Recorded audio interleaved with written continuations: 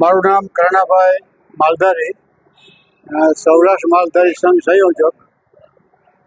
આજે અમે ભેગા એટલા માટે થયા છીએ કે 29/10/1956 રોજ ભારત સરકાર રાષ્ટ્રપતિના જાહેરનામાથી ગીરબડા આલેચના માલધારીઓને, જંગલ વિસ્તારના માલધારીઓ, નેસમાં રહેતા માલધારીઓને અનુસૂચિત જનજાતિનો દરજ્જો આપ્યો છે.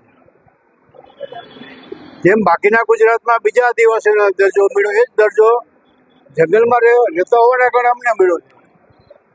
તો આજે અમારી સંખ્યા કદાચ એ લોકોને ઓછી લાગતી હશે, એ માટે આજે વિધાનસભામાં હમણાં નાણામંત્રી કનુભાઈ દેસાઈ એમનું એક સ્ટેટમેન્ટ હતું કે અમે દરખાસ્ત કરવા જઈ રહ્યા છીએ કે ગીરબડા આલેચના માલધારીઓ દેશમાં રહે છે એનો દરજ્જો નાબૂદ કરવો.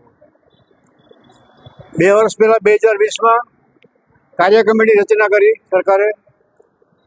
ત્યાં ઘણા બધા આમાં બોગસ સભ્યો છે. કાંઈ વાંધો, વેલકમ. એ કમિટીમાં બધા આદિવાસી સભ્યો હતા, આદિવાસી. એમાં ભરવાડાભાઈ ચારણમાંથી કોઈ નહોતા. અમારો એ નારાજગી હતી, તેમ છતાં એ જે કમિટી હતી એને અમે માન્યતા આપી અને એ લોકોએ સર્વે કર્યું અને એમાંથી એક લિસ્ટ જાહેર કર્યું અને એ રિપોર્ટ આખો સરકારને આપી દીધો. હવે અત્યારે અમલમાં મૂકી શકે એમ છે. હવે બોગસની વાત ક્યાં રહી? અત્યારે એક લિસ્ટ ફરે છે, તમને પછી અમે આપશું. તો ગુજરાત આખામાં SC OBC બધા જમાં બોગસ લોકો તો ખોટા સર્ટિફિકેટ લઈને લાભ લેવાની કોશિશ કરતા હોય છે.